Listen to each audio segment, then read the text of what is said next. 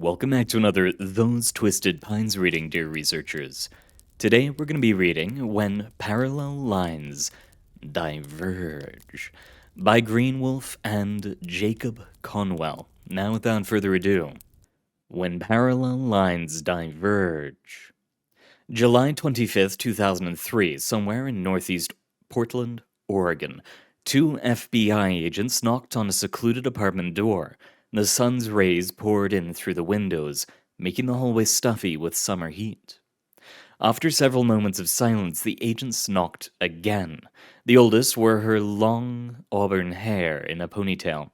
A silver-colored tattoo, mostly covered by her jacket, peeked out just above her left wrist.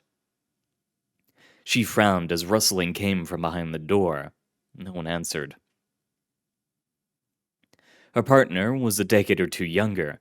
Her brown hair was simply tied back and contrasted with her pale skin. Her expression lacked the confidence of her more experienced peer. As the rustling behind the door continued, she whispered, "Should we knock again, or—" "Hello?" The door opened a crack, and an olive-skinned woman with thick glasses peered out at them. The door was secured by no less than 5 chains to prevent forced entry. The woman's eyes narrowed as she noticed the lettering on the agents' jackets. "And Becca?" the older agent asked. The woman hesitated. "That would be me. What do you want?" "I'm Special Agent Florence Thorne." The older agent gestured to herself and then to her partner. She reached into her jacket to pull out an envelope. "This is Special Agent Sasha Grimmer. We have a warrant to search the premises following its implication in an ongoing weapons trafficking investigation. May I come in?" Becker blinked, then cocked her head to the side, a confused smile coming to her face. "Hang on. What do you think is in here?" Becker chuckled. "Do you think I'm running guns out of a one-bedroom apartment in Portland?" "We hope not, ma'am," Agent Grimmer replied, "and we never said it was guns." Becker paused. A corner of her lip twitched as she nodded and sighed. "Right," she shrugged. "Hang on. Let me get the chains off. It's gonna take me a moment." Becker closed the door softly, the hallway filled with the sounds of half a dozen chains slowly being removed from the tracks. "Well, that was easy." Agent Grimmer turned to Thorne with an amused smile. The latter likewise grinned, only for expression to quickly change to a frown as the colored tattoo on her arm briefly glowed with a bright blue light. "Get down!" Thorne shouted and tackled Grimmer to the ground. The apartment door flew off its hinges like a shot from a cannon. It slammed into the opposite wall with a resounding crack. Several bolts of lightning followed, turning the cheap softwood into a pile of splinters. The interior of the apartment crackled with a small burst of electricity and was silent. Drawing her sidearm as she got to her feet, Agent Thorne peered inside. Within the living room, a small portal slowly dissipated. A rail yard was visible on the other side.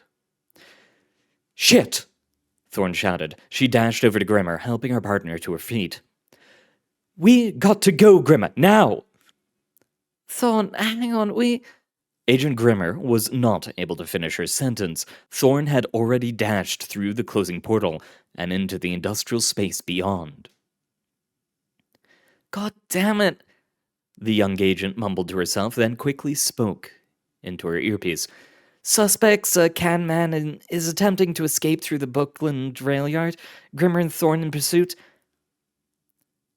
Just run through an unknown portal," Grimmer said under her breath as she likewise sprinted through the gateway. The small ripple in space-time vanished a few seconds after she touched down in the gravel of the rail yard beyond. "I'm sure absolutely nothing bad has ever happened from that, ever." The young agent then ran off to find her partner. March 8th, 1993. 3 ports is pretty low on violent crime, and the golems handle the petty stuff," Special Agent Virginia Cartle explained. Most of the time, what we end up dealing with is smuggling. Florence Thorne nodded. Makes sense. This place is riddled with ways. Gives me a headache. You'll get used to it. Cartel said. In the meantime, if your wizard eyes spot a way we haven't catalogued, make a note of it. Keeping track of them all is like playing whack-a-mole, but having another observer here will help a lot. They took a detour down a side alley to avoid a section of Emerald Mile that had been closed due to local gravity failure. Cartel nodded politely to a police golem who had taken charge of directing traffic, and Florence dutifully copied the gesture. The golem fired off a crisp salute in response. How many wizards do you guys have here anyways? Cartel paused to let an auto rickshaw pass. Not as many as I'd like. We've got a lot of irregulars here, but not a lot of wizards. Why not? There's 2 whole occult colleges here. There's got to be more wizards in this city than, I don't know. What's a place that has a lot of wizards? Cartel laughed. Diz is full of anarchists, and ICSUT is part of the coalition. Not the best for recruitment. I guess not. Stopping suddenly, Cartel grabbed Florence's shoulder and pulled her over to the side of the road. Look, Florence, are you sure this is what you want to do? I know what the skippers did to you, and I'd understand if you don't want to be part of a normalcy org again. Plus, you've got a kid to look after now. Florence offered a wry smile. No wonder you guys are short on wizards, if this is how you do your recruiting. Cartel frowned. I'm serious. Don't feel like you have to do this because you owe me something. I don't want to manipulate you like they did. Florence threw her arms around the agent and pulled her into a hug. V, you saved my life, and I'm never going to be able to repay you for that. But I'm not doing this for you, I'm doing this for me.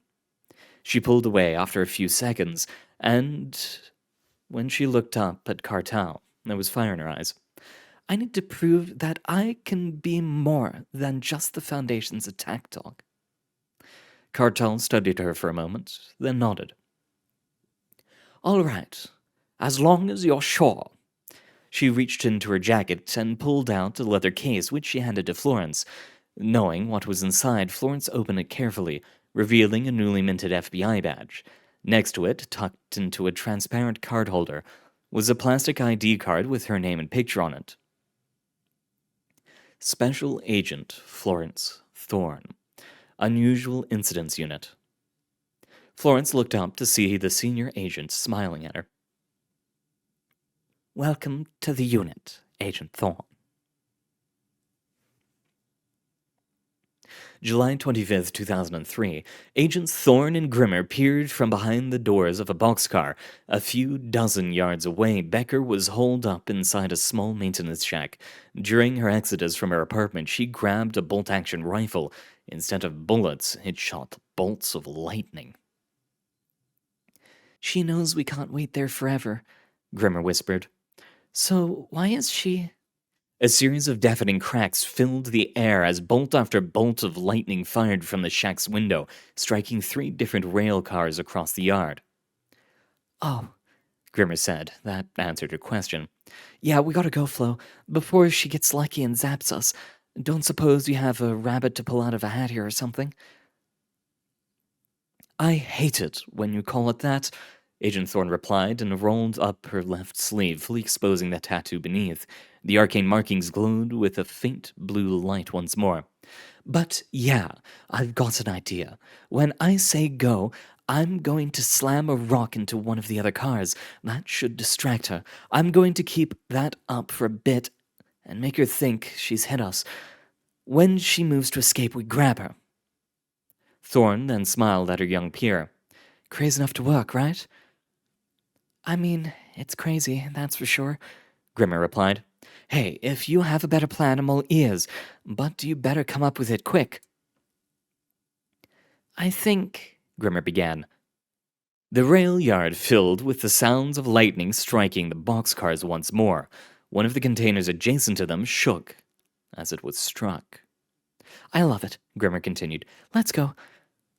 Thorn smiled and clenched her fist, her tattoo letting off a vibrant glow.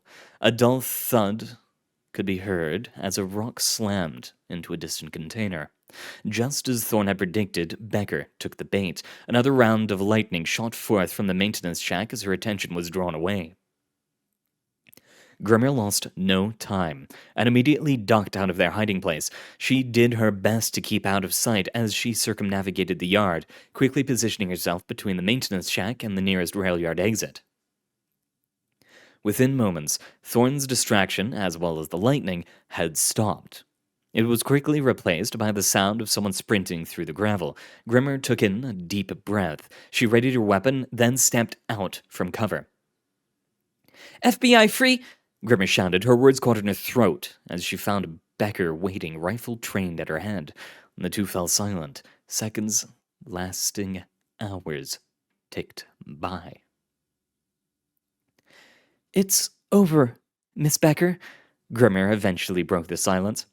You have nowhere to run. Our units have this place surrounded by now. Can you imagine what this would do to someone at close range? Becker replied. Stand down and let me pass. You have to the count of 3. You won't be able to pull the trigger fast enough. Try me. Becker snickered. 1. Sweat rolled down Grimmer's brow. 2. The agent's finger twitched. 3. Becker's rifle flew skyward. An unseen force sent her crashing into the nearby wall with a dull thud. Out of the corner of her eye, Grimmer could see Thorn emerging from between 2 boxcars. The light emanating from her tattoo on her arm slowly faded as she unclenched her hand. September 30th, 1993. It wasn't me what done it, Jordan Raybon protested. The man they called Submarine was currently handcuffed to the arm of a police golem. Florence rolled her eyes. Sure, Jordan, sure. I'm sure there's a perfectly legitimate reason why you popped out of an unregistered way carrying... She turned to look at Cartel. What was it again? 15 charged superconducting coils designed to power a handheld Soviet plasma projector. 2 liters of raw ectoplasm, 3 forged passports, and a Betamax tape containing some of the most obscene pornography anyone has ever seen. Florence turned back to Raybon. I'm sure there's a perfectly legitimate reason why you were carrying all of that in your impossibly spacious pockets when we grabbed you. Raybon nodded. Yes, there is. I borrowed that coat from my mate, see? How was I supposed to know what was in the bloody pockets? The coat has his damn name on the tag, Cartel muttered. Raybon turned to look at her. What was that, love? You've got to speak up. I've got tinnitus, you know? Florence snapped her fingers in front of his face to get his attention back. So you borrowed the coat from your friend who has the same name as you, and it just so happened to be full of contraband. He nodded. That's the bunny. And when Agent Cartel attempted to apprehend you, you weren't resisting arrest. You must have tripped and accidentally punched her in the eye. He nodded again. Exactly. Florence sighed. My God, you are incorrigible. She waved a hand at the police golem. Take him down to the federal building. We'll be along to deal with him shortly. The golem snapped a salute and lumbered off, dragging the hapless smuggler along despite his continued protests. I don't know why you toy with him like that, Cartel said. It's funny, Florence replied. Besides, Submarine is harmless. He gave me a black eye.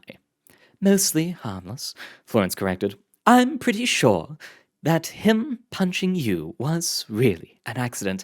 I flash froze the puddles on the street to try and trip him up, and he lost his balance right as you stepped out to cut him off. She shrugged. My bad. Cartel shook her head. Nah, don't worry about it. That was a smart move. Not what I would have expected from you, though. Florence raised an eyebrow at her partner. Now, what's that supposed to mean? Well, things do have a tendency to catch fire when you're around. Ice is a new thing for you. It's not my fault if buildings are flammable, Florence said. Anyways, don't go celebrating yet. I think I might have caught a water main in the spell. Sure enough, a trickle of water had started to seep through the paving stones beneath their feet.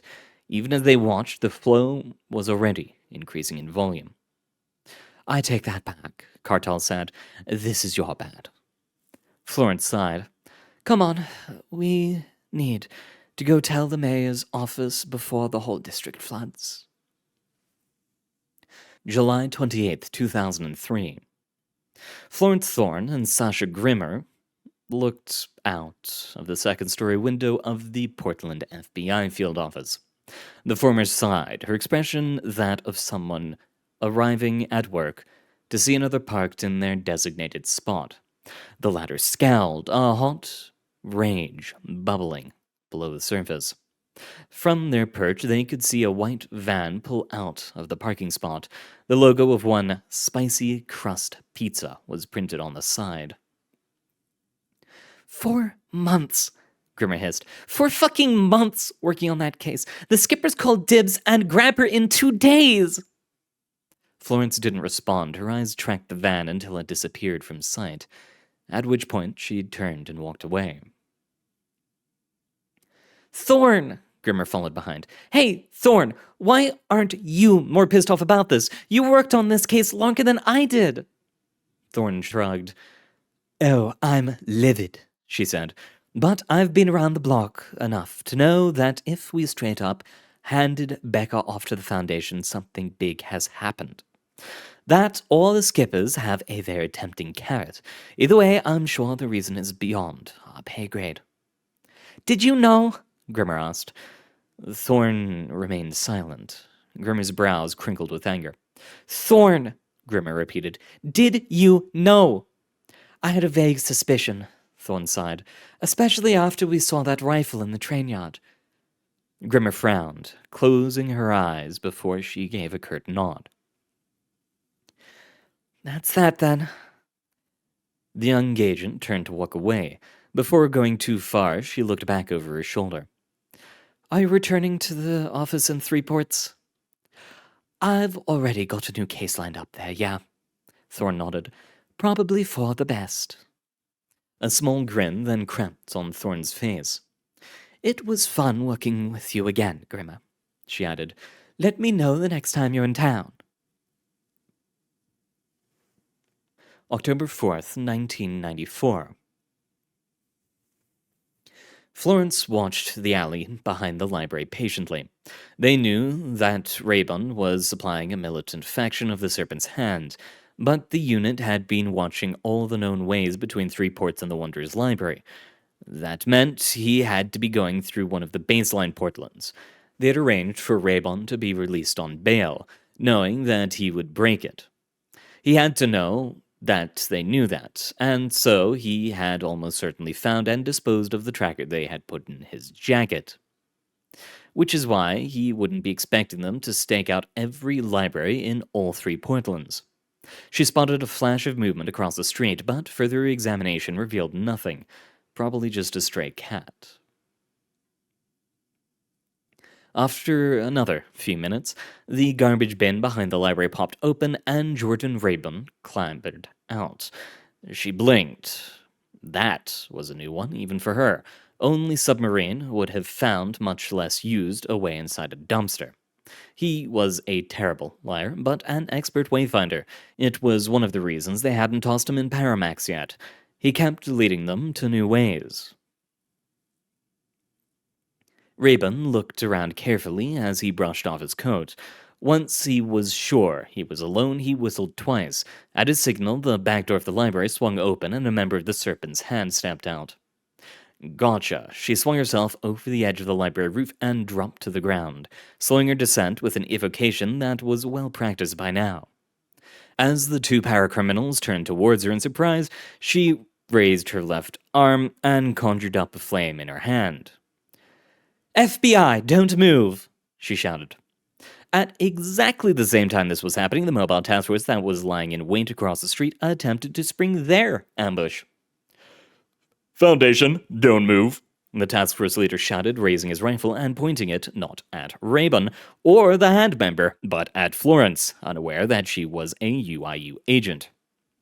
He had correctly identified her as the most dangerous person there, and thus made the drastic mistake of threatening her with a gun. Things would have gone much better for him if he had just shot her immediately. The lance of flame that Florence directed at him was barely a millimeter in diameter, a precise beam of infernal hellfire that sliced his rifle in half right down the middle, taking 2 of his fingers with it.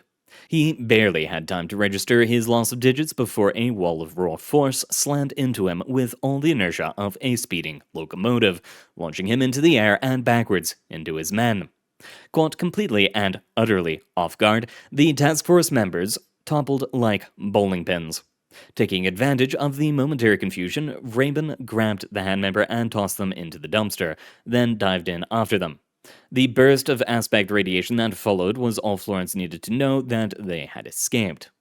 Florence whirled on the stunned task force. God damn you! You skip bastards! You fucked up our sting! She spotted one of them trying to go for a gun that had been knocked to the ground. Waving her hand casually, she conjured up another fireball and reduced the weapon to slag. I swear to God, if you morons keep trying to shoot me, I'll toss you all in Paramax and deconcept the key. Shit. You're a Fed? One of them asked. She reached into her jacket and pulled out her badge. Special Agent Florence Thorne, Unusual Instance Units. Once again, you have ruined a federal investigation with your conspiracy bullshit. I hope you're happy, Skippers, because I most certainly am not. She strode past them towards the end of the alley, where there was another way back to 3 Portlands. Make it snappy, she said to the air, clicking her fingers as she did so. The way slid open in response. Without another word, she stepped through it and was gone. The bruised and battered members of Mobile Task Force Beta 8, the Nevers, stared at the spot where she had vanished. Did we just get thrashed by a Fed? And that's where we'll end the reading for today, dear researchers. We'll be back next week with the rest of When Parallel Lines Diverge. But until then, sorry for getting this out late, good luck out there everyone, and I hope to see you all next time.